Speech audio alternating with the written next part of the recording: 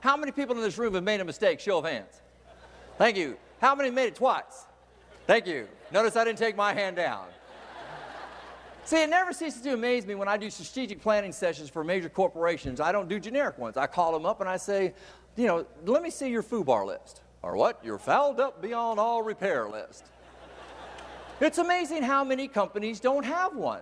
And so if I was starting a company and I was hiring people, I mean, let's see, your name, sir, is? Sir? Doug. We hired Doug.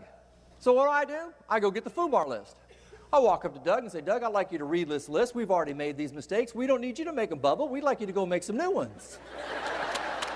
For you new ones out there, go to the people that have been doing this and start asking those questions. If we're going to be the #1 district in the United States, we've got to share that information.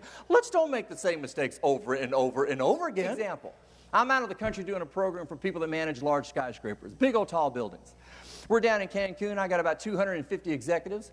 And I said, somebody give me a FUBAR. Guy raises his hand.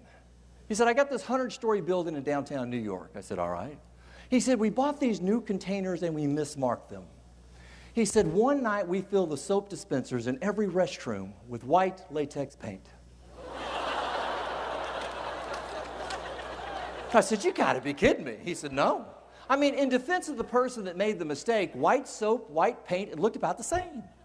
But get a visual the next morning. People are down in the restroom in a 100-story building going, this is some serious soap. I mean, can you get it off? I can't get it off my hands, you know? He said, my phone rang off the hook. I said, is anybody get anything worse than that? Guy instantly raised his hand. He says, that's nothing. 250 executives went, that's nothing? He said, my people clean the toilet seat tops with phosphoric acid. He says, you don't want to go there. We put rashes in very bad places. I mean, you start thinking about sharing the information and getting an understanding of what we're talking about here today. FUBARs, ladies and gentlemen. First time hurts, but it's a learning experience. I've had some great mentors in my time. One of them worked for me, and we made a major mistake. We're getting ready to lose a customer. And Gail says, Rob, I'm going to go visit this customer. And I said, we are? She says, yeah, do you want to come? I said, yeah, I own the company. Let's go. So what do? I need a chair. Hang on one second. You got to see this. Excuse me. If I kill myself, I'll sue. We go to drive to the customer. Gail does what? She says, Rob, pull into that hardware store. I said, why? She said, just bear with me. We go in. She says, sir, do you sell hemp ropes? Yeah. She said, I need 10 feet. I said, Gail, what are we doing here? She said, just go with me here, boss. We get 10 feet of hemp rope. She said, sir, do you know how to make a hangman's noose? Yeah. The guy makes a hangman's noose. I said, Gail, what are you doing? She says, don't worry about that. We drive to the client. We walk into the front. The receptionist said, I can't believe you showed up. You don't need any reason. Just go on back. They'll kill you when you get there. We walk into the president's office. Gail doesn't say a word. She grabs a chair. She puts it in the middle of the floor. She stands in the chair. She takes the rope. She throws it overhead. She pulls it up, and she says, kick the chair. He said, what? She says, kick the chair. I deserve to die. I'm standing in the back of the office going, far out. Not only does he think we won't do business with us, now he thinks we're stupid, okay? And Gail's sitting there and the magic starts to happen. She says, kick the chair. And the guy says, no, Gail, it wasn't that bad. She says, oh, yes, it was. Kick the chair. He said, no, Gail, it wasn't that bad. And then she said the words. She said, well, then what should we do? And he started explaining. When we walked in there, folks, we didn't have a customer. When we walked out, not only did we have a customer, we had a customer that explained what? That explained what we needed to do to get better. Sometimes, folks, when we make a mistake, the best thing that you could ever do is say what? I blew it.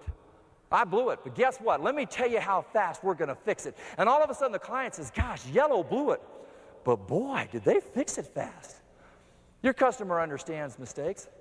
And guess what, folks? They make them, so do we. But it's how we fix them that counts. We now have an opportunity to do what? Take it to the next level. And that's what I'm trying to identify to you. Take it to the next level. Admit the mistake, and then fix it. Listen to what they've got to say. I said, tomorrow morning about 5 o'clock, I'm going to get up. I'm going to take the 2 mugs out of my room. I'm going to bring them downstairs. I'm going to lay them on the counter. You're going to fill them up with coffee. I'll pay you $5 a mug. I just want coffee. Then she gives me the finger. See, the finger is a very important communication device in this world. Your name, sir, is? Jerry. Jerry, when you have the finger in your face, don't you understand things a whole lot better? She says, sir, let me make this perfectly clear. You can't get coffee in our hotel 4/7. What don't you understand about that? Now I'm a highly educated customer on what? A mission. Folks, I've been at these hotels. I know what goes on behind the scenes. So what do? The next morning I get up. I put on jeans and a t-shirt. I don't comb the hair. I figure let's go make a visual. Envision me going across the lobby of this beautiful hotel. I pass them all. I walk into the kitchen area. Guy looks at me and goes, who are you? I said, don't worry about it. He says, what do you want? I said, coffee.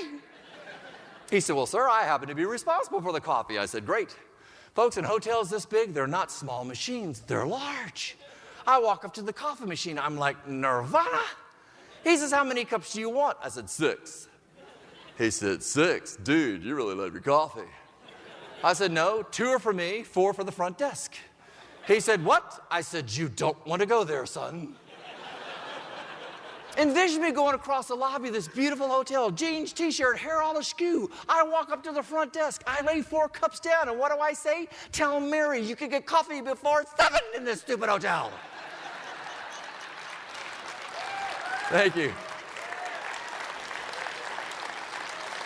Why do I tell you the ridiculous story? All of a sudden, Charles calls me up and says, Rob, we're thinking about having our conference at the hotel next year. Have you been there? Yes. Should we go? What do I say?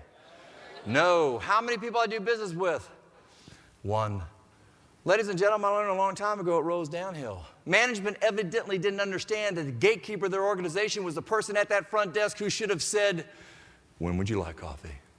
That also doesn't mean the customer's always right. Sometimes we ask for things that we shouldn't have or you can't deliver. And you tell them that. We don't do that.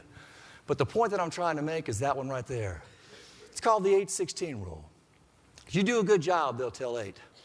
You do a bad job, they'll warn 16. But they'll warn them about your organization. I mean, when you go to the awards banquet, and all of a sudden they give out the top awards. And let me give you an example, because I've done this at a lot of awards banquets. I mean, all of a sudden they'll say the number 1 person. And that person will be down there and they'll be at their table. And the next thing you know, the CEO of the corporation announces it. The lights go off and everybody starts jumping up and down. And they're sitting there and they walk up and they grab the award and they're standing in front of everybody feeling wonderful. Great, fantastic.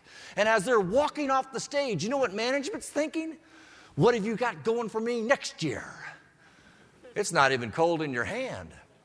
You know what we call it in business? Hero to zero. Folks, enjoy it. Feel the accolades. But then understand, you got to go deliver again. And if you didn't get it, you can get it next year. But that's not the point that I'm trying to make.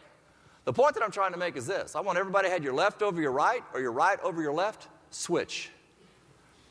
Is that not disgusting? Oh, no, keep your hands up. I want you to hold it that way because you're going, oh, that is wrong, okay? You just don't do it that way, all right? You're sitting there saying, that's not the way you do it. Do it that way for 6 months. The other way is different.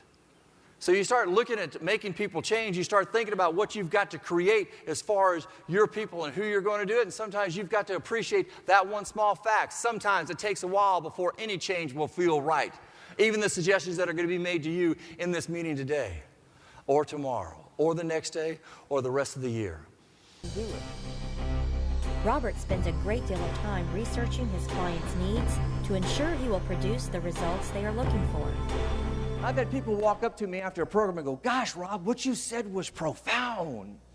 I'd love to take credit for it, but see, I learned it from that person and that person and that person. See, before a program, I pick up the phone and I call lots of folks in that industry. And what do? I ask them questions and shut up. I learned a long time ago I can't learn while my voice is engaged. Listen to what they've got. You start thinking.